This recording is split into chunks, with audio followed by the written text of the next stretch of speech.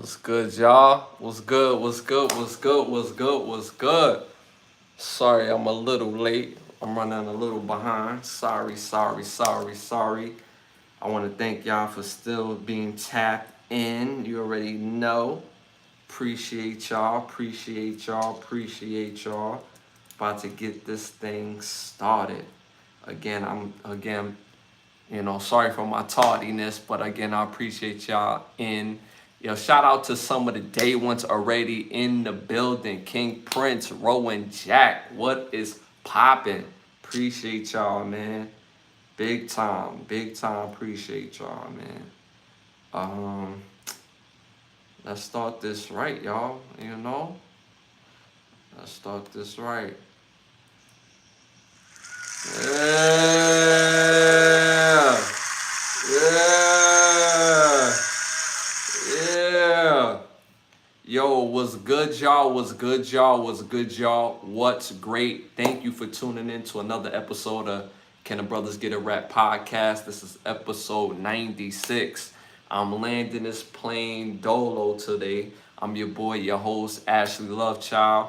You already know. Shout out to my co-host, Santana, out on vacation. Have a safe trip, safe flight, going and coming. We're going to rock out and do this thing. So you already know how we do, man, for real. Let's start right off the bat because we running a little late. And you know I hate to be late, so we running a little late.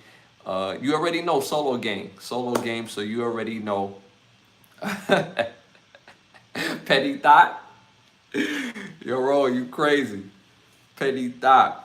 Alright, y'all already know what time it is. Yo, a quick shout out, real quick. We trying to get to 10,000 subscribers for this channel. I got tons of different content outside of Can the Brothers Get a Rap that y'all be tapped into.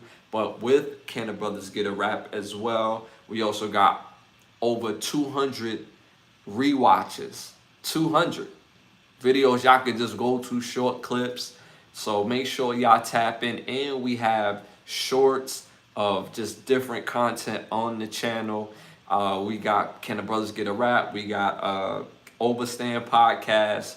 We have the College Football 25 joint rocking off, and I built teams. For College Football 25. So make sure if y'all tap into my channel, I think Ashley Lovechild as well on PlayStation 5. So you could tap into my downloaded teams for College Football 25 if y'all into College Football 25, which everybody is. But I downloaded some teams. I downloaded Brooklyn University, New Jersey University, Twin Falls College. Who else I got? I think I got DePaul, and I'm missing one more team, but I got mad teams and AMU, Amarillo University. That's a Texas team. So, yo, go check it out. The teams was kind of lit, especially Twin Falls. Number 19, the tight end, he's a cheat code. So make sure y'all tap in to the College Football 25 portion of the channel. But we're trying to get to 10,000 subscribers. So make sure you continue to tell a friend, to tell a friend, to tell a friend. It's nothing but love, and we appreciate it. Right now, we're a little over 8,000 subscribers. The 100th episode is coming up, which is going to be big. We're going to be doing some giveaways, so make sure you tap in. Also, again, tap into the membership portion of the page. With your membership, you get badges. Some of our day ones got badges. You can see they representing hard with their badges. Pause. So make sure you tap in. You get different access and different things within the different tiers of the memberships. All right, y'all. Let's start this off. You already know popular opinions. This segment is brought to you by OUV Records, as you see right there. When you go to Instagram right now at OUV Records, the label motto is create, document, and inspire. Make sure you stay in tune to the latest music and merchandise.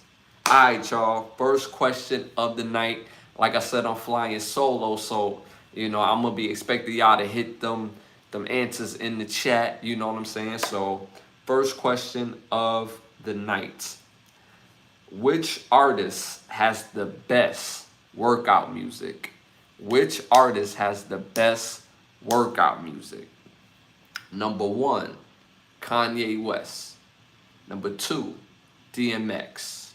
Number 3, Eminem. Number 4, 50 Cent. Let me know what y'all think in the chat. I already have my answer. I already know who I feel has the best workout music out of this group. So make sure y'all, hit the chat as well. Like I said, one of my cousins was texting me talking about, yo, where's the show? Just go on YouTube and just look for Can the Brothers Get a Rap. We not hard to find. What Dion say? We not hard to find. Humbly saying we not hard to find. So just tap into that. So make sure, again, y'all let me know your answers in the chat. Again, the question is, which artist has the best workout music on this list? Number 1, Kanye West. Number 2, DMX. Number 3, Eminem. Number 4, 50 Cent.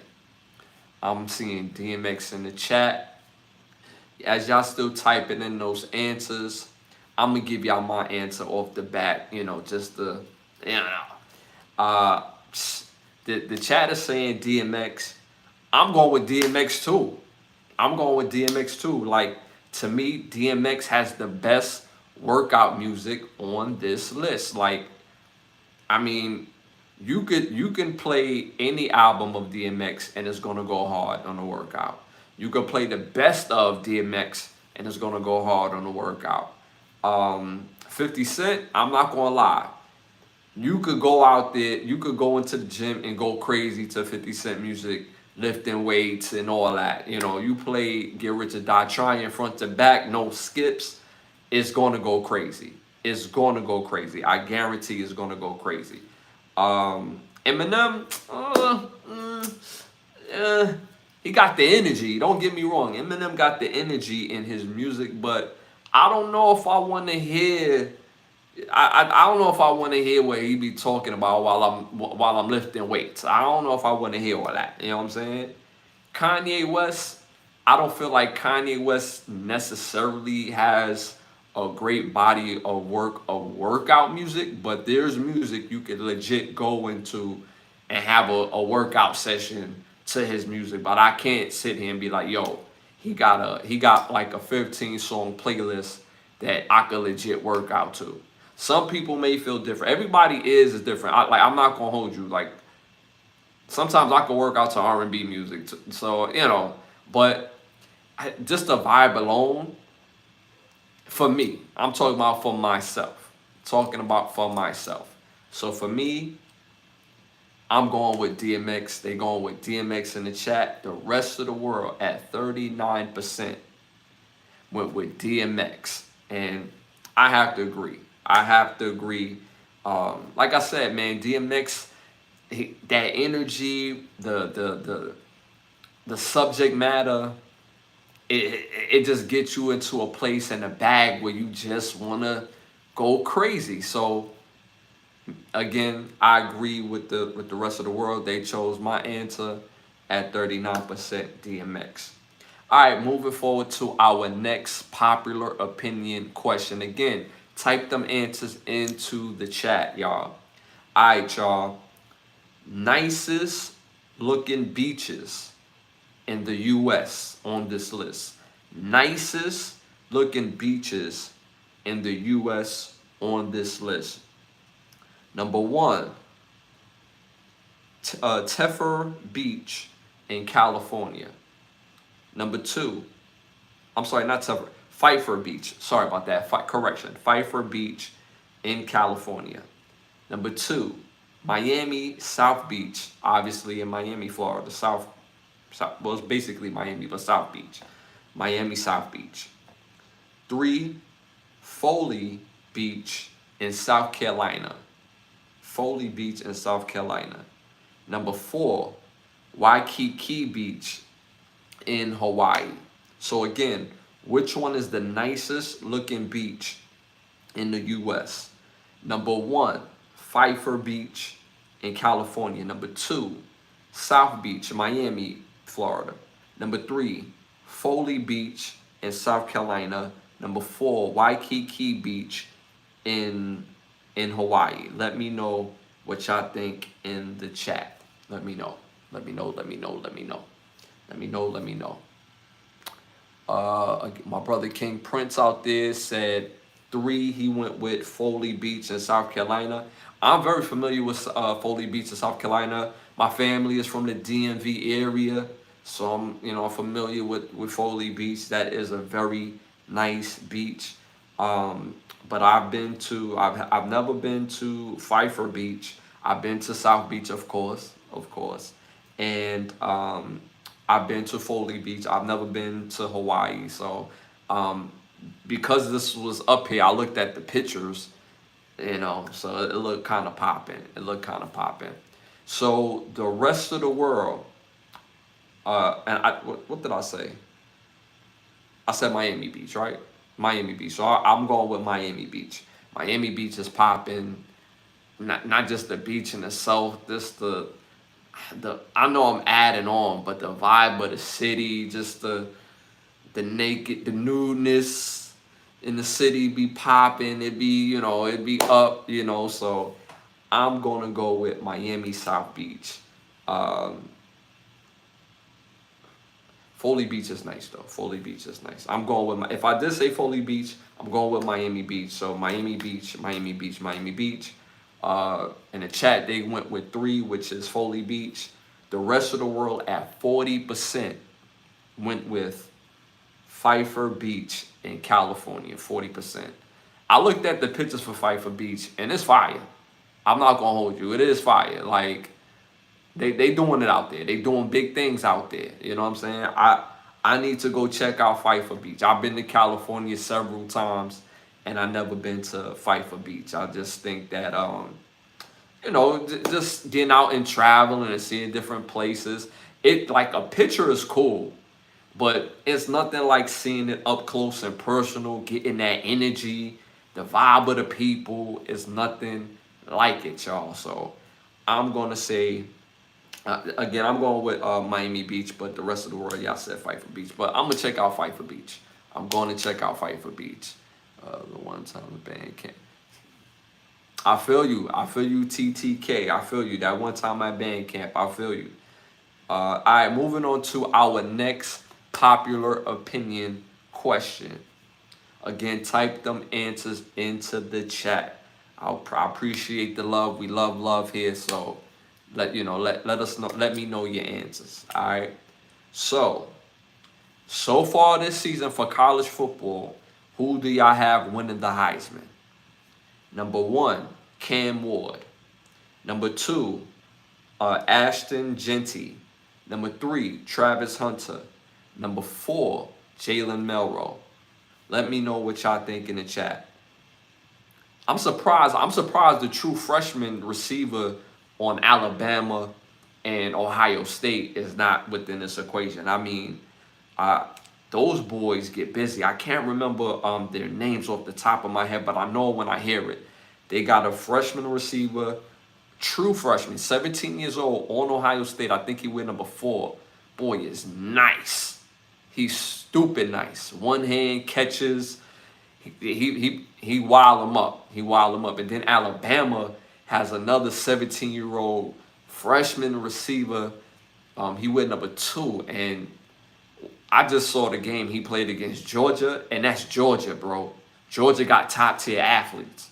So I'm like, yo, how is their name not on this list? Like, me personally, I thought their name would have been on this list, me personally. But me personally, I'm going with Travis Hunter. I think Travis Hunter is the best player in college football right now. And if I had to give out the Heisman Trophy today, or I had to vote, it's definitely Travis Hunter. He's playing crazy snaps, both sides of the ball, effective on both sides of the ball. Like, this man could really go over 1,000 yards receiving legitly on offense this year. Not to mention, I think this man got 2 picks already and a forced fumble in crucial parts of the game. This man he's a game wrecker. He's a game wrecker. So me personally, if I had to vote who's the Heisman Trophy winner of today, I'm going with Travis Hunter. I'm seeing number one, which is Cam Ward. Cam Ward is balling out. He's making a world of difference for Miami right now, but I gotta go with Travis Hunter. I gotta go. Even Ashton Genty. I've been talking about Ashton Genty a season ago. Like, people just getting hip to him. He been nice. So the things he's doing already this year, it's not surprising in that conference. But the out of conference play is what's really, impressive. So once they get in conference, he's going to get a chance to rush over 2,000 yards. That's what I think. I think Ashton Genty going to get 2,000 yards, but is that going to be more impressive than Travis Hunter going over 1,000 yards, having maybe like eight touchdowns? I think he's going to get a handful of more interceptions because teams are dumb enough to throw in his area. So, we're going to see. We're going to see. But again, I'm going with Travis Hunter. Y'all went with Cam Ward in the chat. The rest of the world at 49% went with Travis Hunter. That's the right choice, yo. That's the right choice. This man has been balling out.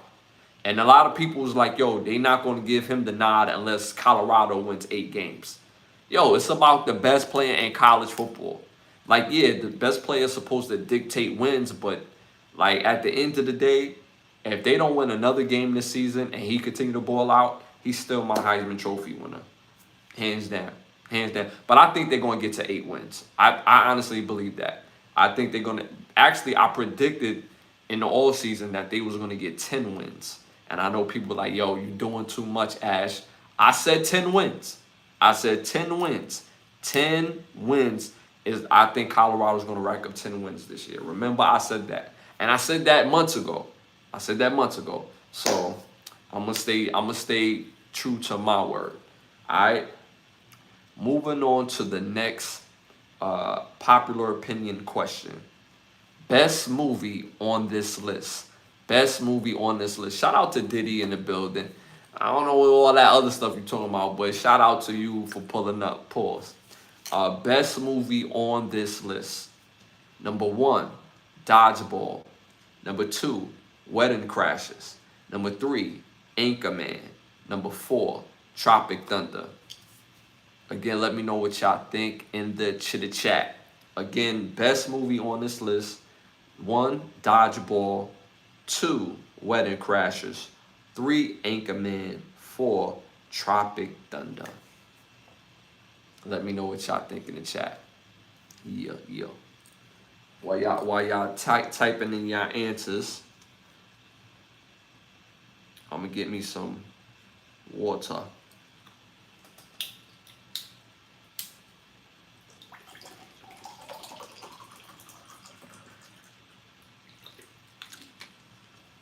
Some water, y'all. Some water.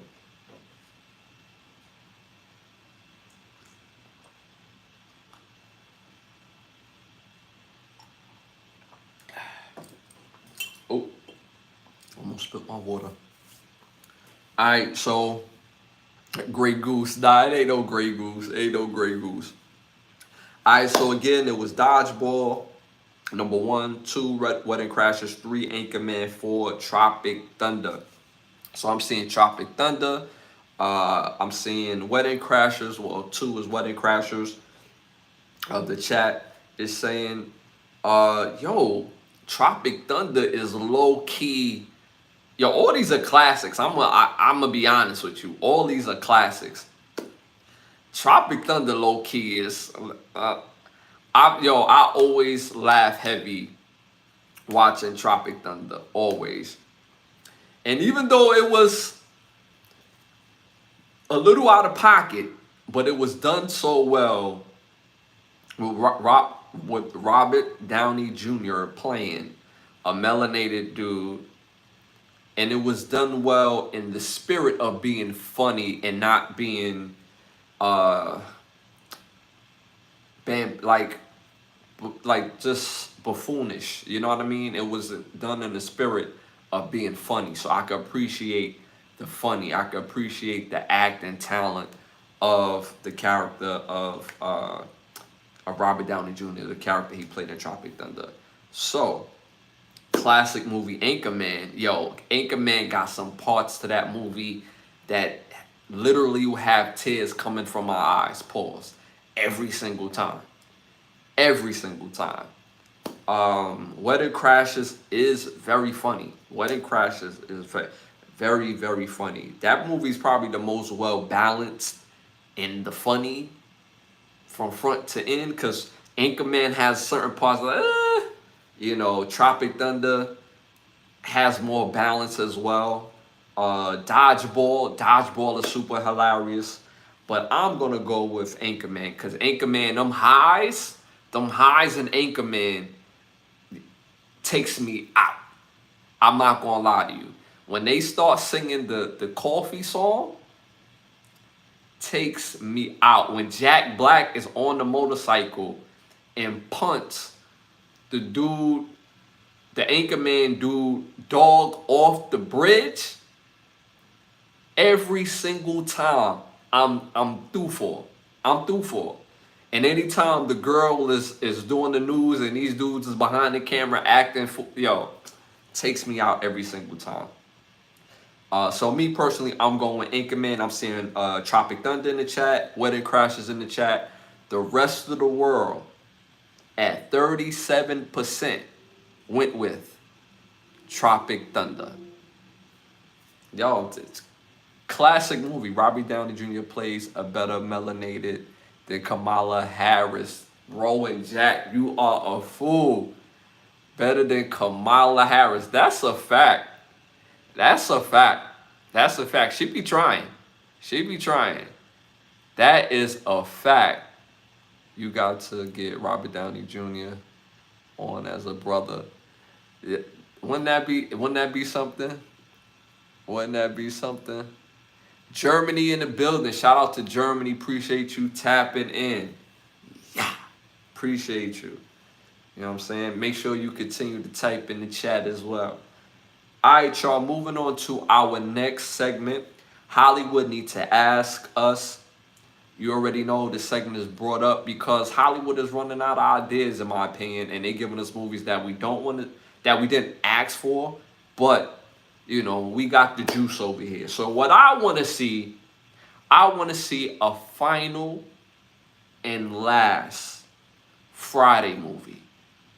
The longer they wait, more people keep passing away, yo. I want to see the last Friday. Instead of calling it Friday, call it Saturday. Like, I want to see a new Friday movie, the end of it all. Bring everybody that's still alive back. Add some key new characters so it won't be just a montage of what they have. And just let it be the funniest script that they can possibly do, and let some of these guys cook. If you bring in Mike Epps, you bring in Mike Epps, you bring in come on, help me out, y'all. Chris Tucker. You bring back Regina King. Let these people cook, yo. Let them cook. Don DC Curry, let him cook. Let him cook. Adam Clifton Powell, let him cook. That plays Pinky. Let them cook. Bring back Terry Crews. Let him cook. Let him cook. Terry Crews. That's right. Rowan Jack already said it. Bring back Terry Crews. Let him cook. Let him cook. I'm telling you. I want to see one last Friday. Let that be funny. Let it be the funniest script that they could find. Bring back all the characters. Let them cook. I just want for them to finish it out. And let it be that before more actors from the Friday franchise continue to pass away. Already Lord John Witherspoon, Tiny Lister Jr., Avery Johnson that played Ezell, Bernie Mac that played the pastor in the first one. Let's finish this thing up. And finish with a bang. All right, y'all. Moving on to our next segment. Again, don't forget to hit and look into the membership portion of the page. We have Gold, Platinum, Family, and Day Ones. Get your membership badges. different tiers, different access. So make sure y'all tap in. I love that name, Rowan Jack. Damn, yo, you on point tonight, brother. Friday Reunion. I love that name. I thought Saturday was fire, but people want to hear Saturday, be like, nah, hell no, Ash, get out of here. That's trash. That's whack. That's corny. All right, cool. I take that. Cool. Pause. No Diddy. But Friday reunion, I love that title. That would be fire. That would be fire. I'm all for it. I'm all for it. I want to see one last Friday. One last Friday. Maybe it could be somebody's funeral. Maybe it could be his pop's funeral. I think that would be funny. And it'll go from the funeral on the Friday into, whatever Ice Cube could, take his imagination to. So I think that would be fine. I think that would be fine. All right, moving on to our next segment, our must-see segment, must-see movies, must-hear music, must-see classic TV shows.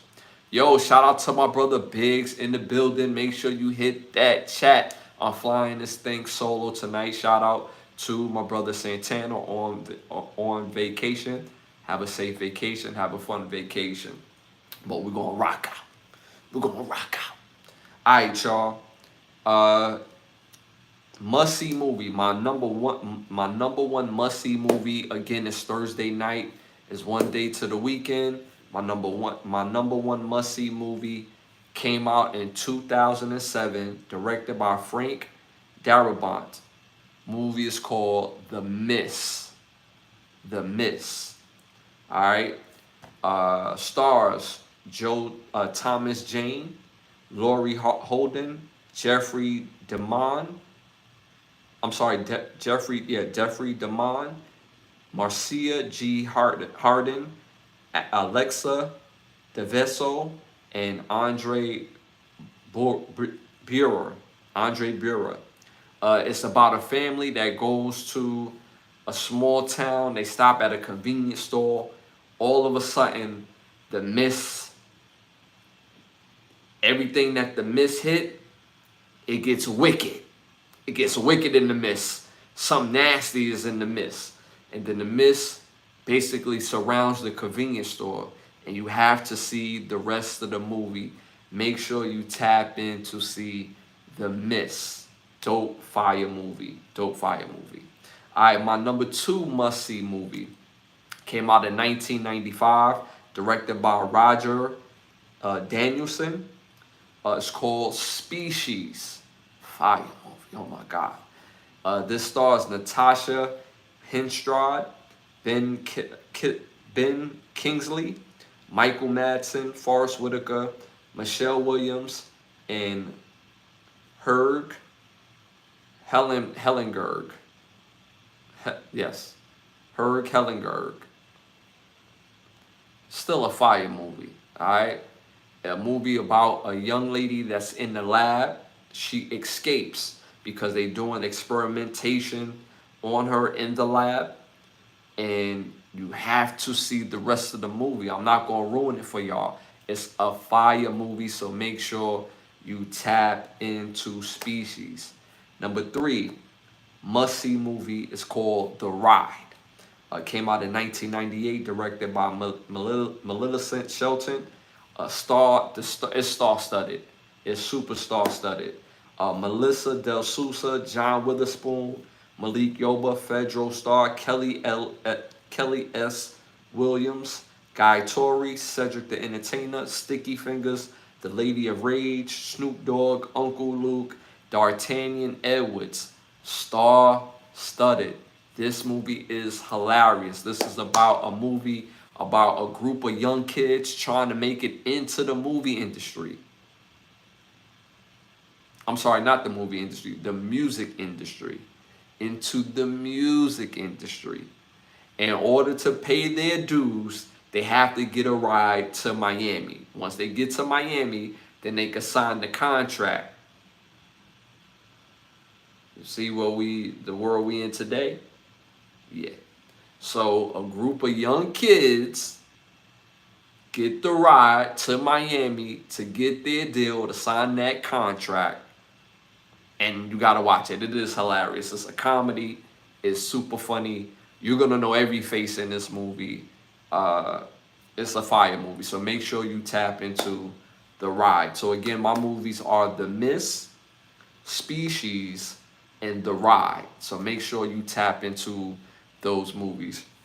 My brother Big, Species, Facts, good movie. That movie, people sleep on Species. People sleep on Species. Fire movie. They made sequels to Species. They did, but the sequels was not hitting the same. Part 2 was fire, but 3, 4, nah, eh, it got crazy. It got crazy. It got crazy. 3 was kind of like, woo, yeah, y'all shouldn't have did that one. But yes, but make sure you tap into those movies. I must hear music. Must hear music. My theme is the Above the Rim soundtrack. The Above the Rim soundtrack is a must-have on your playlist. Listen to your big brother. I'm telling you, it's a must-have on your playlist. All right. Number 1, The Lady of Rage, Afro Puffs. Fire song. Still to this day, it holds up. Number 2, Warren G, Regulator, featuring Nate Dogg. Classic. That song never gets old. And number 3, Jewel, It's Not Deep Enough. Fire song. Fire song. Shout out to Jewel. Rest in peace. She just passed away not too long ago. So shout out to Jewel. So again, these 3 on your playlist from the Above the Rim soundtrack: The Lady of Rage, Afro Puff, Warren G, Regulator featuring Nate Dogg. Rest in peace, Nate Dogg, the legend. And number 3, Jewel. Rest in peace again. It's Not Deep Enough. 3 fire songs for your playlist, guaranteed. All right, moving on to our must-see or classic show. This is a must-see show for me. 2 seasons. Came out of 2015. It's called Secrets and Lies. This movie, the show is stars Ryan Philippe, Mika Koch, Juliette Lewis, Charlie Barnett, Michael Ealy, Candy Strickland, and Kenny Johnson. Fire show. Make sure y'all tap in. I don't even want to say anything about this show. Just tap in. Fire show, 2 seasons of fire. All right, moving on to our next segment, Cologne of the Week. We got some Cologne of the Week. Mont Blanc Legend Night. Mont Blanc Legend Night is a full season wear. Smells, I'm telling you, you're going to have to beat them off you. You get that Mont Blanc Legend Night cologne, fellas. I'm telling you, you have to, like, baby, chill, baby. It's all good, baby. I'm here all night, baby. I'm telling you, you got to beat them off you. You get that Mont Blanc Legend Night cologne. So make sure y'all tap into the cologne. You know, Holmes, no, you haven't watched Firefly because you would be addicted. Roman Jack, I have not watched Firefly. I said I was going to watch Firefly. I'm typing in Firefly right now. I'm typing it right now. Right this second. I kid you not. Typing it right now. Firefly. I'm going to watch that. I'm going to tap into Firefly. I'm going to be honest with you. I've been so hooked on Fight Night, the new show with Samuel L. Jackson. I might start doing reviews for that. I think I'm gonna start doing reviews for Fight Night. I've been hooked on Fight Night. I've been finishing watching the tragic ending of Ghost. The way the Ghost series is played out is so ass, and it has so much potential to be an amazing show. But the way they ended it is just, the script makes no sense. I've been watching Penguin. I don't know if y'all know that Penguin got his own series. I've been watching Penguin, and I've been watching The Monsters season 2 with the Menendez brothers. I just finished watching that. So I'm gonna get on Firefly. Pause. I'm gonna watch that. I'm gonna watch that. I'm gonna see what it's talking about. It would remind you Like Doctor Who. I've never watched Doctor Who. Never watched Doctor Who. Never. I never watched Doctor Who. I should though. Doctor Who looks like it's popping. I should watch it. I should watch it. All right, y'all. Moving on to our next segment. You already know what time it is, y'all. It's already that time of the show. It's time to rap. Yo, matter of fact, before we get to time to rap, fellas, don't you realize when you live alone, right? When you live alone, nothing is broke in your home. But when your daughter come around or your lady come around, your mama come around, your auntie come around, mysteriously things start breaking. Mysteriously. So whatever woman that you have in your life, like I just said, whether it's daughter, woman, mama, grandma, auntie, friends, kids, anytime you have ladies in your home, things start to mysteriously get broken. But when you there solo dolo, nothing gets broken. Everything is still the same. Everything. It's just something I had to point out before I get to my next segment. Things go missing. That's a fact. Women are kleptomaniacs by nature. Klepto. Tax, I'm taking this. Yo, you see my remote? Nah, I ain't see your remote. What do you need with a remote? What do you need with a remote from my house? You take my remote just to take my remote. Petty. Petty. Just petty. Petty. Just taking stuff. Yo, did you see the candle over the yellow candle? Nah, I didn't see no yellow candle in her bag. Trifling. Just trifling. All right, moving on to our next segment. Again, I told y'all it's time to rap. They giving you to the new boo. Don't say that, man. It could be my auntie. Well, she too old for all that. Yeah, I don't know about that one. She too old for all that. I don't know. All right, y'all. Again, it's time to rap. This segment is brought to you by Button Snaps, where you get classic movies, shows, documentaries, and original content for your viewing pleasure of $4.99. Again, Button Snaps. All right, y'all. First hot topic of the night: sizzling. Well, to clarify a last topic that we did last show, to clarify the story, we said Jay-Z pledged $250 million if he received it to New York City. He pledged $250 million to New York City if he's able to get the casino running in New York City. The $250 million, instead of going to the decision maker, who I said I thought it was going to the decision maker, because they was not clear. It was very vague. So upon further research, the $250 million pledge is for community grants. So he's going to give community grants for businesses if he's able to get the casino in New York City. So $250 million is a lot of money in grant money. And the only question I would ask now is, how would they do their due diligence on the picking process on which businesses to give to for the $250 million grants? That's a lot of money. And that money could be very beneficial in the community of New York City, not just one community in New York City.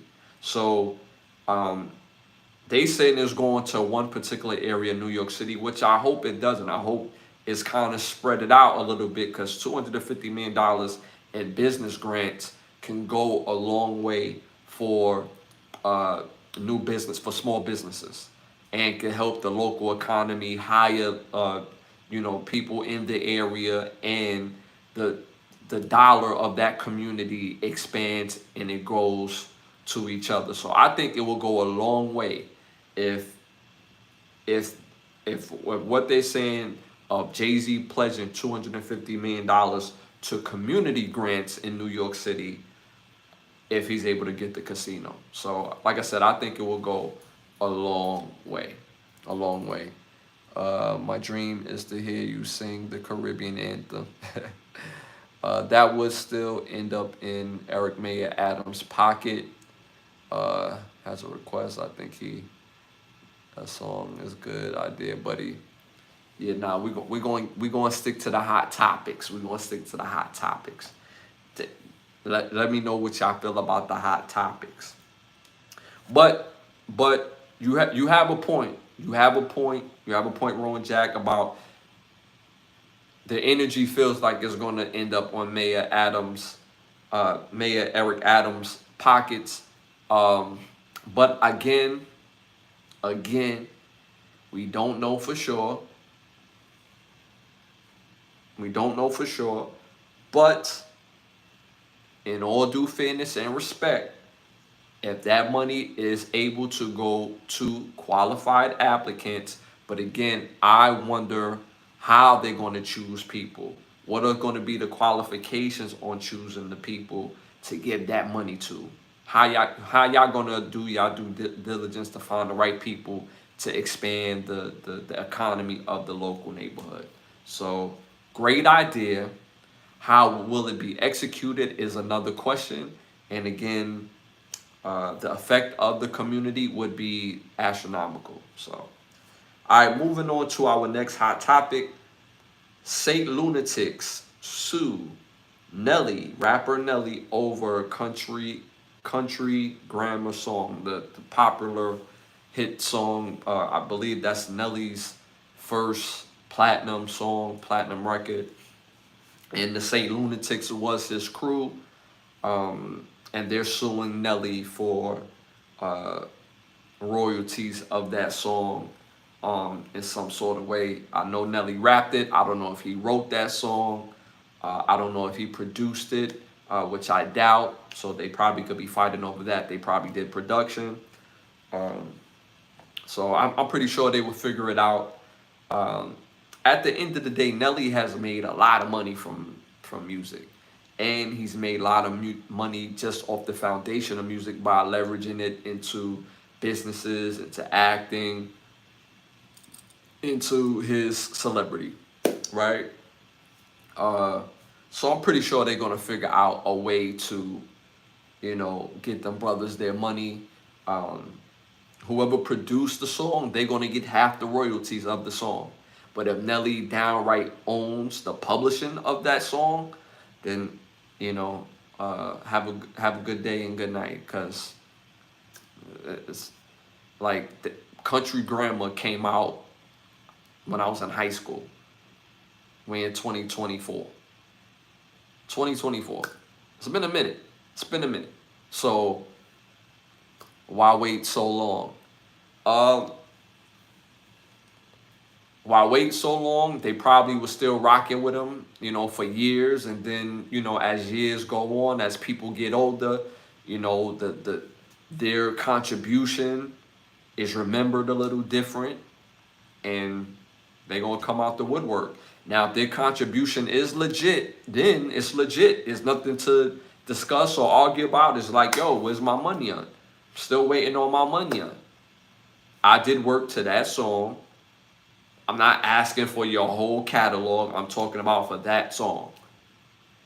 I want my money for that song. I got bills to pay.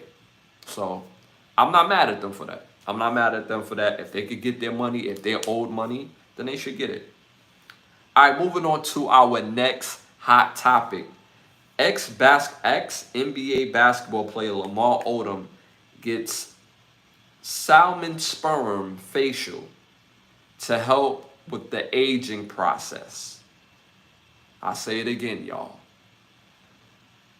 Ex-NBA basketball player, and a good one, might I add. Shout out to Lamar Odom. He was nice in the NBA.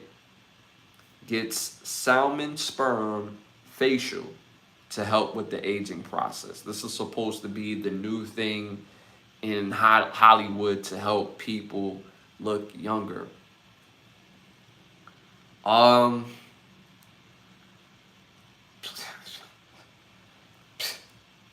Me personally, that's not my bag. You know what I'm saying? That sounds very strange. Um, Again, me personally, I wouldn't be comfortable with that. He is, and a slew of other people that recommended it to him is comfortable with getting salmon sperm on their face to help with the aging process. But I'm gonna tell y'all a secret to help the aging process. Work out regularly, drink water. Drink water. Cut out the cheese and bread. And you too can have a very young looking face. You too. I'm trying to tell you. You too. Because I mean the links that people go through to look younger and to I, it's crazy. It's crazy. I've never heard of this, but I guess it's a thing amongst Hollywood.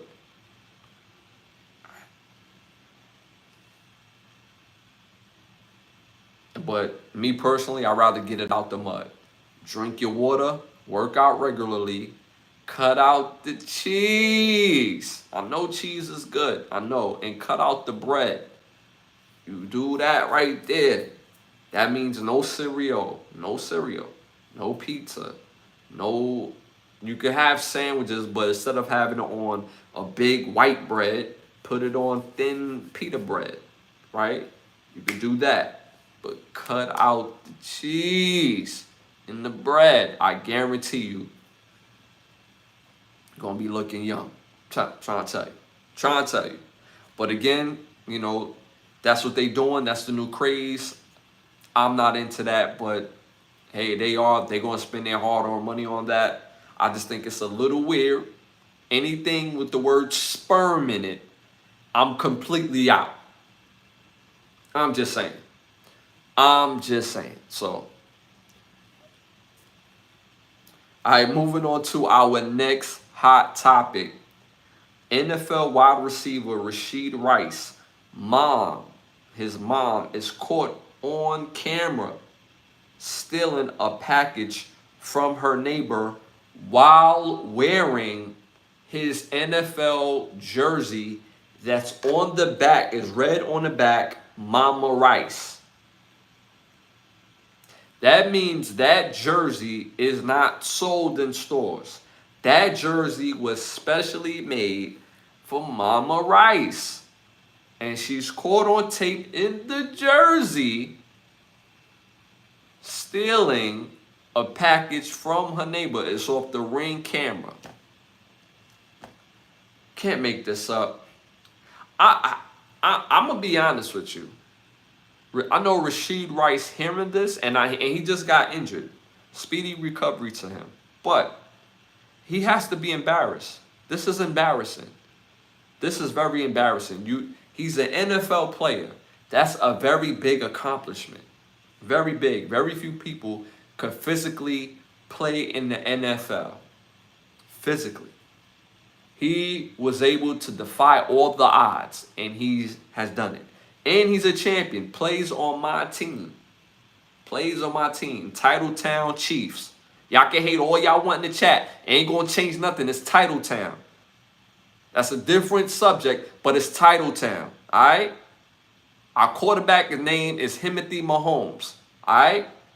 I want all the smoke when it comes to the Chiefs. I'm here for it all day. I told y'all after we won the championship this year, I'm not going to be humble this year. I'm not. I'm talking my stuff all year long. Timothy Mahomes in Titletown. Hate it or love it, I do not care. Alright? Shout out to my Chiefs. Back to Rashid Rice. I know he's embarrassed. This is very embarrassing. Whatever the package was, it wasn't worth it, mama. It wasn't worth it. Your son is in a place where everything affects his brand. And you have to do better, man. You have to. You have to do better. That just looks so bad on him. And whatever's in that package is not worth what he can provide for you and what you can provide for yourself. Whatever that it is. I'm just saying, it just looks bad. Even if it was, let's say it was your package in front of their door, right? Let's say we're going to spin that type of story, right? Then y'all need to come out and say, that was my package in front of my neighbor's door and they just told me to pick it up, you know, when I got home. But on tape, it showed clearly Mama Rice walking this way. And when she walked back, she had swipey. You know what I'm saying? She took the hand off and was going with the package. So this is very embarrassing. You got to do better. Got to make smarter decisions. You're in a position that most people would dream of. Your son is a contributing player on a championship team. This is embarrassing. This is definitely something that is a distraction. You got to do better, Mom. Got to do better. And at least don't have on the jersey. Dang. All right, moving forward to our next hot topic. I did not notice until I seen it today. Who idea was it to put 4 little girls to dance with Faith Evans in the music video, You Used to Love Me? If y'all ever heard the song, You Used to Love Me by Faith Evans, I believe Biggie was in the video, but they was together at that time. And you could tell she's singing the Biggie. So this is a very adult song. This had nothing to do with kids at all. This is not like the video. I remember it was one video that was hard where they just used all little kids. They had like a little Biggie, a little Puffy, a little Kim, a little Faith Evans. It just had the little bosses type of theme, which was fire. The little Junior Mafia, that was fire. I believe that song was, I know the name of the song. I can't think of the title right now. But in You Used to Love Me by Faith Evans, there's no reason why kids should be in a video, right? Outside of the fact, if y'all got a scene about showing y'all kids, but that wasn't the scene. Faith Evans is dancing in the smoke, and for years I thought it was like background dancers dancing around them. The whole time. This whole time, it was little kids dancing around them. 4 little girl dancers. And I was just like, yo, like, and I was today years old when I found out, when I seen that. I was like, yo, I never peeped that. Never. So who idea was that?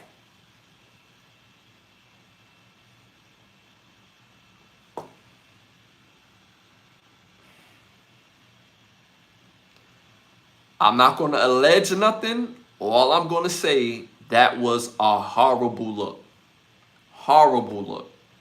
Horrible look. Y'all could go back and see the video again. Faith Evans, You Used to Love Me. And when she does her solo part, she got 4 little girls dancing around her. And they was dressed like kind of grown. So that's why all these years I thought they was background dancers. And you know how they do like the tricks with the camera. They make somebody bigger. So, she's the main portion of the performance. And they just got background dancers. I thought that was that the whole time. So I feel like I watched it today with new eyes. So that right there was crazy. So Faith Evans, yo, that was crazy. Why would you even okay that? Like, that was crazy. That was crazy. Hollywood, send Faith to heavens, Turkey. She need to go to Turkey for that. And everybody that okayed that video needs to go to Turkey. For real. Bad Boy Entertainment, that wasn't a good look. That wasn't a good look. And it did not age well at all. All right, moving on to our next hot topic. A Florida woman ordered her 100-pound Rottweiler dog to attack her husband's her boyfriend's 9-year-old daughter, and she was arrested for the child's murder. So again, the Florida woman ordered her 100-pound Rottweiler dog to attack her boyfriend's 9-year-old daughter, and she was arrested for murder. You need to send her to Turkey as well. She need to go to Turkey. She needs to go to Turkey. That's crazy. What type of sick individual do you have to be to do something like that? That type of punishment goes to somebody that's trying to rape you or something like that. That's not for no little girl. That's not for somebody you have a disagreement with. That's not for an adult that you have a disagreement with. That's for somebody that's trying to do bodily harm to you that you cannot do. Like there's no fairness in the fight. That 100-pound Rottweiler is for that type of situation, not for no little girl. Hell no. Hell no. Hell no. So she was arrested on the child's murder. I hope she goes away for life. She deserved life for this. Because this is buck wild. The little girl was only 9 years old. And I know these kids will get on your last nerve out here. I know this. I know you want to choke every once in a while. I know this. But you're still the adult. You're still the adult figure. Your boyfriend, you're together with your boyfriend, so you don't care enough about his children, but you care about him, but you don't care enough about his children. That don't make any sense. That child is an extension of him. And you do something like that, that is buck wild. So I hope she gets the full extent of the law and go away for life. Was this in Florida? Yes. Florida woman. This was in Florida. Yes, absolutely. Florida woman. Yes. This happened in Florida.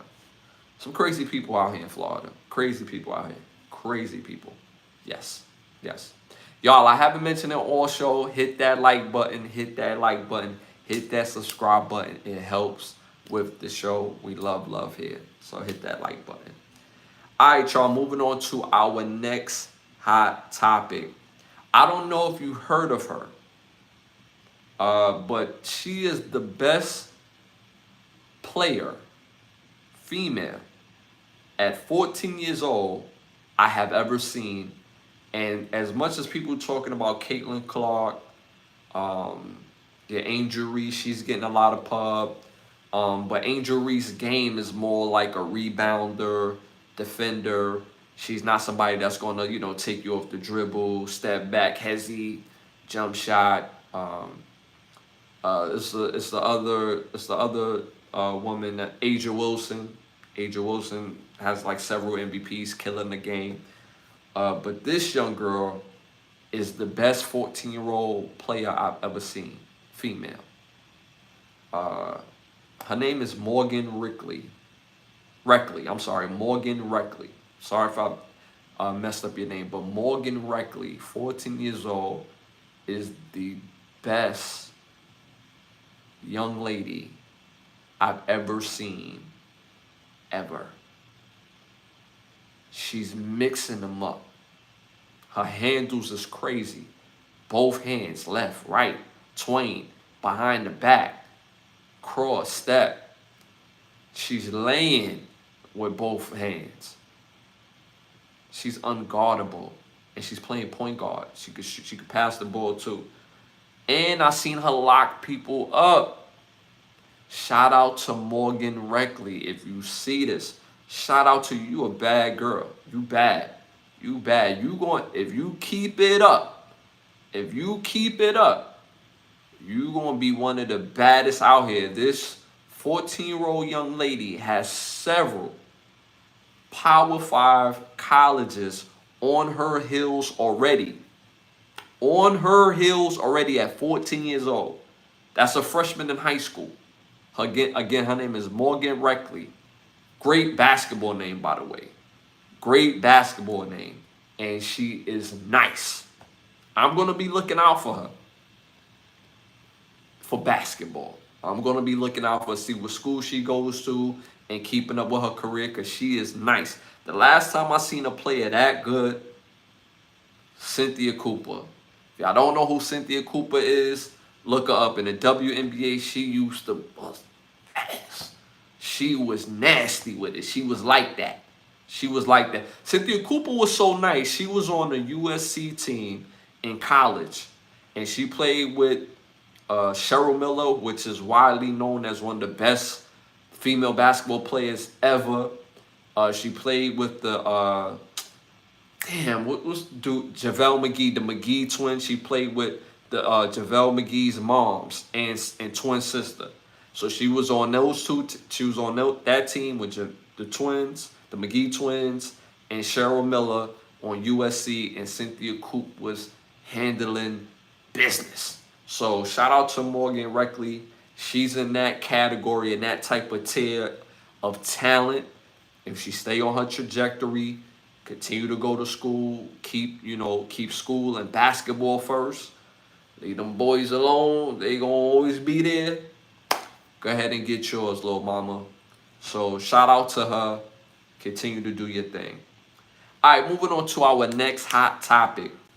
I seen this thing pop up, and it's very out of pocket. Fellas, if I see y'all with this, I'm going to punch you in the throat. Seriously. Serious violence is going to happen if I see a dude with this. They have this new thing called instant abs. Instant abs. Fellas, if I see one of y'all with instant abs in the streets of Orlando, I'm going to punch you in the throat. We don't do that. We don't do the body magic. We don't do that. We get it out the mud, fellas. We go to the gym. We do our push-ups. We do what we need to do to get right. So now this is basically, a thin layer of muscle that you put on before you put on your t-shirt, and you have abs. It's instant abs. Chest and abs. For sale. Fellas, if I see you with this, I'm going to punch you in the throat. Serious violence. Yes. We don't do that over here. Nope. That looks crazy. And they selling like hotcakes on TikTok. You should be ashamed buying instant abs. I know we all want to feel great about ourselves. I know that. I know this. Yes, I know this. Get it out the mud, yo. Get it out the mud. Just a little work. You'll be surprised what a little exercise will do to your body. You don't need to be six-pack out to have a decent body, fellas. Your ladies will appreciate it. Trust me. Just a little workout go a long way. A little workout, a little change of your diet, it goes a long way. And you're going to love the results so much more than the cheat and throwing that damn instant abs. It's just straight out of pocket. Nasty work. Don't do it, please. It's nasty work. All right, moving on to our next hot topic. I want to give a special shout out to the actor John Ashton. Rest in peace. Y'all probably, he's probably best known for playing Detective Taggart on the Beverly Hills Cop series 1 and 2. I don't think he was in 3, but he was in 1, 2, and 4. But he just passed away. My condolence goes out to him and his family. Well, to his family. He was definitely a legendary actor. Did his thing in that movie. And, rest in peace to John Ashton. John Ashton. All right, moving on to our next hot topic. New York City Mayor Adams allegedly stole $10 million in public funds. And this is what Rowan Jack was referring to a little earlier. But this is alleged. This was the reason why he was brought up in charges in indictments, and it was because allegedly he stole $10 million in public funds. If this turns out to be true, and see, what people don't realize, when you're dealing with the U.S. attorney, what's the major difference is their success rate is like at a 97, 98, right? And the reason why it's that high is because they take their time making a case against you. When you're dealing with the state, they would arrest you first and then try to make a case. With the U.S. with the U.S. government, they're going to take their time to make their case first. They're going to dot their I's, cross their T's before they come after you. Again, allegedly he stole this money. Allegedly, right? Allegedly. This doesn't look good. And this was supposed to be sealed. I don't know how long it was supposed to be sealed, but it was supposed to stay sealed. And this is what his alleged crimes are. He was also spending a lot of time with Diddy. Didn't he give Diddy the key to the city? I'm not being funny, but didn't he do that? Didn't he give Diddy the key to the city as well? I will wear my instant neck around you. The Rowan Jack, don't do it, bro. Don't do it. Don't wear that stuff, man. Just get it out the mud. Get it out the mud. You're a prideful guy, man. You too prideful to wear the instant neck or the instant abs. Don't do it, bro. But yeah, Mayor Adams, man, I gotta be honest. This is going to be a very bad look on New York City, on the politic game, and I hate to say one person ruins it for everybody else, because I don't necessarily believe that. But this is just a bad look on him, and it's a bad look on the city. It just looks terrible. And people are saying like, well, that's nothing compared to, if Donald Trump, gets in office, based on his, alleged, or not even alleged, of what he has been charged and, have been convicted of and have been, just indicted on. So this is basically a drop in a bucket, right? But it's just a bad look, man, overall. We just live in a different world today where our politicians or people of interest that is supposed to have the squeaky clean type of image, that's no longer reality. That's not even something to strive for anymore. The qualifications when I was a little kid, at least in my mind, politicians had to be straight A students. In my mind, had to have a master's degree from their college, had to be, had to graduate summa cum laude or top of their class, had to do some sort of internship with the politician somewhere in a political office, and then they get on their own 2 feet. It's not like that anymore. You could literally have a drug habit, get off, kick the habit, right? Well, let's get off, right? Have charges, rape cases, a gun charge, and still run for mayor, still run for governor, still run for president. So the prestige is no longer the same. It doesn't carry the same weight anymore. And like at the end of the day, this is terrible. Served in the military, yes. A lot of, you would think majority of the politicians would have served in the military as well. Yes, great, Rowan Jack. Yes, absolutely. But that's no longer the elk of what people even look towards their politicians. Now, most people want a politician that has made money, that has been broke and beyond broke. They want somebody who's lived a little bit. They got a baby mama, got to maybe have a wife. You know what I'm saying? They want somebody that really like lived a little bit and not so much the pristine type of squeaky clean image anymore, because that's no longer a thing. You don't even have to have experience anymore.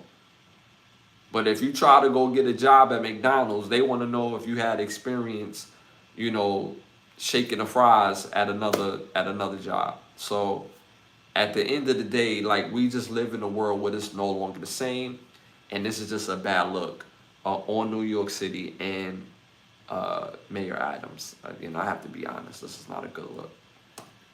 All right, moving on to our next hot topic. Scientists have recently discovered what they call the third state of life. All right, the third state of life is when cells can take on new functions after the death of an organism, and can continue function after death and transform into a multicellular organism. Sorry. That's interesting. And it goes on to say that basically what it is it's a state where cells can continue to function after death and transform into new multicellular organisms, which I just said how it works. Cells can reorganize and take on new forms when given nutrients, oxygen, and biochemistry signals. What? That's wild. I thought once somebody died, it was a wrap. But when somebody dies, this is why they do autopsies, or well, not autopsies, but this is why they do the what they call that, when you die, they open you up and they take all your organs out, because your body still farts and it still functions, right? But I thought throughout time, if you didn't touch the body, at some point it would decay and it would just give out. It would just be funky, but it would just give out, right? But no. So the cells can reorganize and take on new forms when given nutrients, oxygen, and biochemistry signals. That's wild. So this changed the game completely. Now it gets you to thinking, when people die in hospitals and they don't have any relatives to come and claim the body, and when they do the I can't think of the word right now, but when they do the thing when you die, where they open you up and take all your stuff out or whatever, where's it going? Because nobody's claimed the body. You know what I mean? So yeah, when they do the autopsy, right? But it's another word for it, right? I could swear it's another word, because I've been saying autopsy, but anyway, when they because the autopsy is to find something in the body, right? But when they do it or whatever, pause. I always thought that once that happens, it was a wrap. But this changed the game, because again, if nobody's there to claim the body, what are they doing with those organs? What are they doing with them? So this changed the game on a lot of different things, and this happens worldwide. Imagine how many people die on a daily basis. So how many body parts, organisms are they accumulating on a daily basis that they're using to do experiments on anything? I mean, we live in a country that has all the means to buy land, build makeshift hospitals, have their own private doctors, scientists to do all this experimentation. And they're doing it off the backs of people who are not going to be claimed. They have nobody left in their family. Everybody passed away. It's just them, that they the last of the family. Nobody there to claim the body. And they get to do whatever with the body. That's crazy. So this is something that's going to be a further story, because the implications of it, this discovery challenged the idea that life and death are opposite forces, and that cells and organisms can only evolve in a predominant way. So this changed that aspect of when there's life, there's death. Now there's a third state, is a possibility that is this a third state of this, of a new being.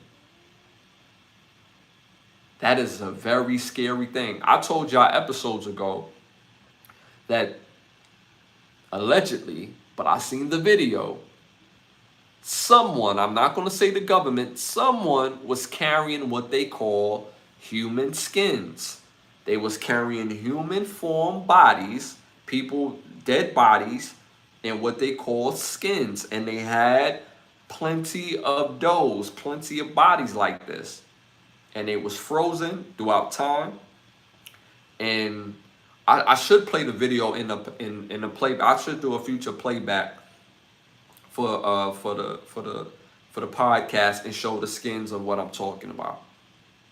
Because this changes the game completely if you take those skins and now you take these cells from somebody that passed away, and now you combine that shit, and it's like, whoa, what we got going on here? This is very scary, very uncharted territory that we're in. And for years, I knew they was doing experimentations. But when people say this out loud, this sounds crazy, right? This sounds like this can't happen. This will not happen. But it's happening worldwide right under our noses. I guarantee it, yo. I guarantee it. So, but this is something to keep our eye on. You could do your own research on it as well. But this is something to keep our eye on, for real. Zombie. I'm telling you, man. I'm telling you. I like to think about reincarnation, donation. Organ donation is different when somebody is an actual organ donor, right? That's different. When I pass away, hey, you can use my organs, dog. I'm gonna donate my organs to science, right? But a lot of people didn't do that. They just don't have families that claim their body. And they take, those organs and the body parts that they're looking for, or what they deem is necessary, and then they take those people and put them into shallow graves. It's very real. Yes. Yes. Yes. Look it up. Think I'm crazy? Look it up. I don't have to prove it. Look it up. Do your research. Don't just Google it. Research it. All right, y'all. Moving on to our next hot topic. All right, these are my week's picks, y'all. My week's picks last week.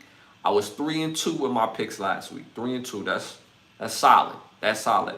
I did not pick Colorado last week. I didn't think Colorado was going to win that game because UCF looked, their style of play. I didn't think Colorado would respond like that. So shout out to Colorado for doing the damn thing. I did, like I said before, I did predict Colorado will win 10 games this year. I didn't think that they would beat USF, but they not only beat them, they beat the brakes off of USF. And Colorado was a 14-point underdog. So shout out to Colorado. Keep it up.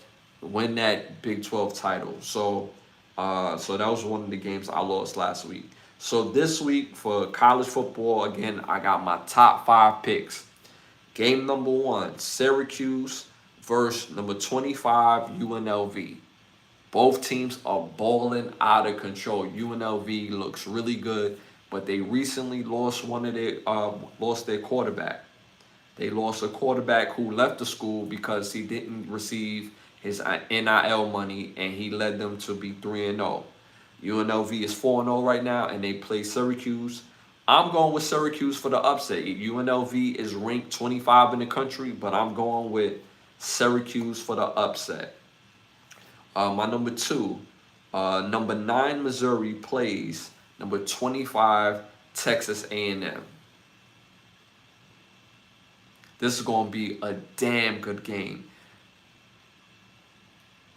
Missouri is one of those teams that every 5 or 6 years they have a team that looks outstanding because they have to build those guys up. They have to, develop those guys into being what they are right now. They look really good. But Texas A&M is always battle tested. Always battle tested. So I'm going to go with the number 25 Texas A&M. Being in that state of Texas, the recruiting base, I know that sounds like a cop-out because you see Florida State at 1-4 right now, but I still have to go with Texas A&M. They always battle tested. They typically have better athletes, but Missouri's number 9 for a reason, but it's an SEC game. I'm going to go with Texas A&M. Number 3, number 10 Michigan, my team, number 10 Michigan plays Washington. Washington didn't look good last week against Rutgers, y'all. They look on struggle motion. Struggle motion. I'm going to have to go with my boys again. We look kind of struggly on offense, too. I'm not going to lie. Without our tight end to give us them big plays on the outside, and our receivers are still developing, we're going to have to depend up on that run. We need Alex Orji to really step up, throw that ball, and run that ball. 6'3", 245 pounds. Should be wilding up college football. So I don't understand. We need more production from you. So I'm still going to roll with my Michigan Wolverines. So I got Michigan over Washington. Number 4, SMU versus 22 Louisville.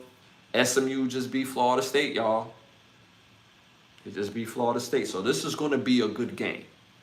But I'm going with number 20. I'm going with ranked 22 Louisville over SMU. And my final game, the 5th pick, you got Iowa versus number 3 Ohio State.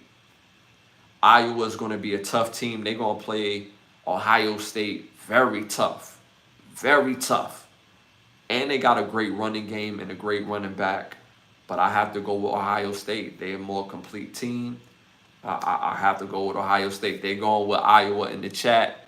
But I have to go with Ohio State. I just don't see them losing that game. Ohio State only loss this year is going to be to no other than the Michigan Wolverines. I mean, that's just what we do. Like, no matter how great Ohio State is, the way we play, they gotta come and line it up. We backyard bullies out here, and my Michigan going. So that's the only game they're gonna lose this year, as far as the season. But I have to go with Ohio State over Iowa. All right, y'all. Moving to our next segment again. Be on the lookout for the episode 100. That's going to be a fire episode. We're going to be doing some giveaways. So make sure you tap in. And again, continue to hit that like button, hit that subscribe button, hit that share button. We love. Our next segment is the Keep the Lie Live segment. This segment, for this particular show, Keep the Lie Live is... Has social media become the new church? Has social media become the new church? The reason why I say that, because we live in a world where the public perception is like everything, regardless whether it's true or not. It's all about being interesting and entertaining and seeing the crash out. Everybody loves to see the crash out. And then we live in this world where the rules is different for the different groups. Like with melanated folks, it's like we love to play the, yeah, he did this, and yeah, he needs to go, and she needs to get up out of here, and they're not good enough, but you're saying that and your backyard is not clean yourself. We live in a world where people just love to just get at other people, and your table not clean neither. Like, I once heard a dude say that he wouldn't sleep with married women, but he cheats on his wife. Make that make sense? So you would not sleep, you would not cheat with another married woman, right? But you cheat on your wife, right? It's like, make that make sense. So we live in a world where social media has literally become the new church, because it's basically the book of public opinions.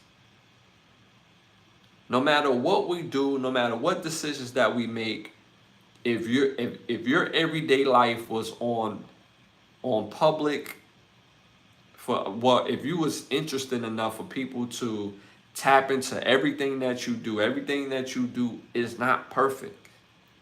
So thank God, right? So we live in a world where everything is heavily dictated by social media. Everything. What we eat, what we watch, how we interact with each other, how we crash out on each other, is all dictated by social media. If you go on your social media right now, and for Instagram, for example, and you find 10 of the sexiest women that you could find, and you like their picture, right?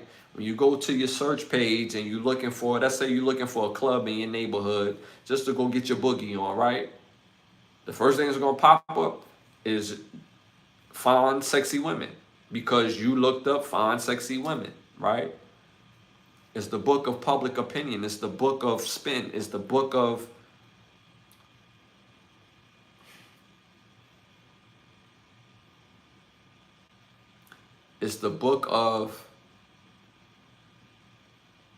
thinking you have a choice on what you're watching. Everything that we do, every single thing. As I'm reading in the chat, they said DEI is the religion, DEI is the religion, and the internet is the church. The Bible says not to cover your neighbor's wife. I don't know if it mentions your own wife, though. That's a fact.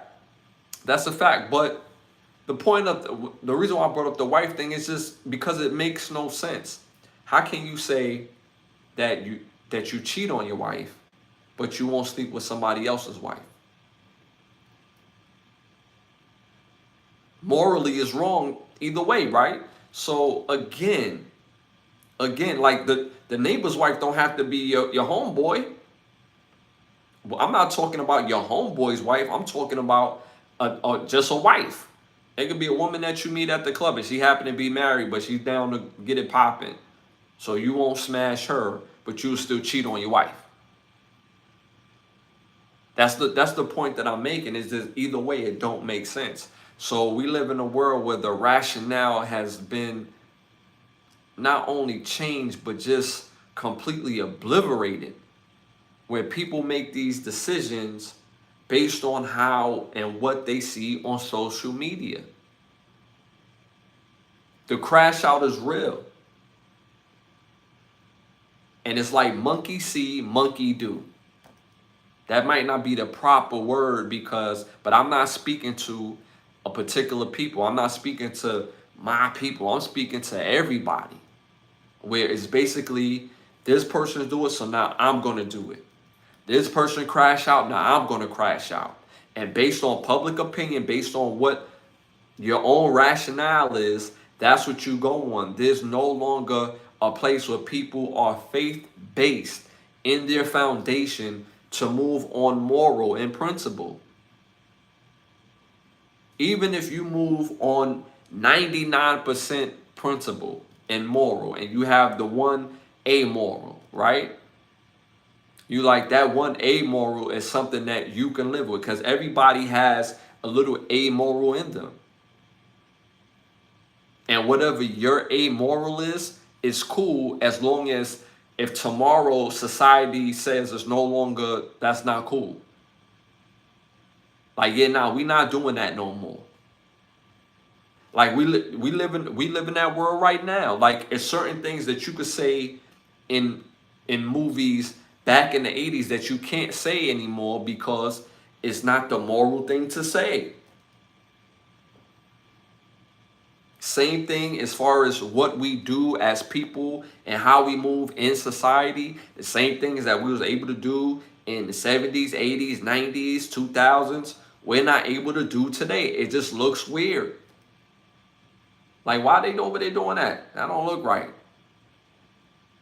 Back when cell phones first came out, you know how weird it was to walk around and look at your phone and be talking into your phone, and people will stop and live like, what the hell is doing? But now if you're walking down the street and you have your phone like this and you're walking around and you're talking to yourself and this, that, and the third, it's cool because that's the thing now. So again, social media has become the new church. We take on what we think it is, and then we rock out with it. I'm seeing this thing with Diddy and Jaguar Wright and Jay-Z and our people as melanated people. We love to hold our own melanated people accountable to a degree where it's like when we open up your skeletons and your bones, it's like, damn, whoa, we not talking about me right now, but you the firing squad. When did you become? When are you put in a position where now you're basically playing verbal God? Who the hell are you? You can say how you feel, of course, because if somebody's public and they do something in a public forum, then hey, it's out for public consumption. I can speak on it because it's public. But when you make assumptions of something and you just saying something based on what you heard, you don't have first count knowledge or account of something happening, and you just speaking out of your behind. Who the hell are you? Who the hell are you? And it's just so weird. It only happens in the melanated community. In outside communities, they don't do that. I speak to my friends. Some of my friends are not melanated, believe it or not. And those are real friends, because if they see somebody else being an idiot, they will call it out. They will call it out. Especially if they non-melanated, they will call it out. I respect the hell out of that. They're my friend. But they don't do it in the sense of, Elvis Presley's a piece of his actions. He's done some actions that people wouldn't be cool with today, but people don't speak on it. They so distracted with the Diddy freak off and the possibility of Jay-Z and Beyonce and all these accusations and things of that nature. It's like, who the hell are you? Who are you? And we do it in our own community to a degree where instead of speaking on it because it's the right thing to do to cause awareness to people who are hurting the community, now you're helping outside sources to more so do more damage to the community. At what cost?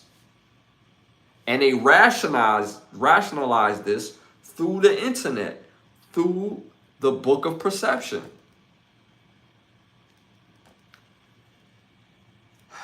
At the end of the day, we got to do better. We got to do better. I seen the lady Jaguar Wright going hammies on the show. And what's so funny, we treat each other like crap, but when you on another platform, it's all respect. I seen her on this show called, what's the show called? The Pierre Morgan Show. And as she talking to Pierre Morgan, the energy was so respectful towards Pierre Morgan. Um, she's speaking on her, you know, her vantage point on Diddy. Um, and she and what she's saying, she's gonna need some legal representation because the accusations is wild. Regardless if it's true or not, you're saying it in a form where you're gonna have to prove it. So at the end of the day, it the respect level on that show was one thing, and I seen the Star show, the Star Report, and she called in or he called her or whatever, how that went or whatever, and they had an interaction, and that got nasty real quick, and it wasn't the same respect given to Star. When he started the conversation, it was very respectful, and then after he felt the type of way, he went in, but it started off respectful, and it's just so crazy that as melanated people, we can't just be respectful. We can't even have a disagreement, and they didn't necessarily have a disagreement. There was some sort of jab that happened in their interaction. But the point that I'm making is that when you're dealing with the outside, the melanated community, it's a respect level that is like, you wait for the person to ask their question, to speak, and then you speak. And then when you deal with the other melanated community, you speaking over, you're being belligerent. Make your point, make your claim. If somebody is doing wrong to the community, cool. Make your claim, make doing what you say, but you gotta come with proven facts, not just to say wild accusations. And mind you, at the end of the day, people have a vested interest to see our stars, remain people of status. We have a vested interest in that. But if they're doing something that's in detriment of the community, then we have to hear that as well too. We can't support something that's a detriment to the community. That is a fact. But how you go about it is a whole nother way. It's a whole nother way to do this. I'm not talking about your tone. I'm not talking about necessarily what you're saying. Is how you saying it. It's how you saying it. You saying it like you was there. You saying it like you know all these people that was there. And at some point, there's gonna have to be faces put on these stories. At some point, somebody's gonna have the courage enough to say, "Yo, I'm the one that went through this with Diddy. I'm the one that went through this with this person and that person. It's not alleged. This is what really happened."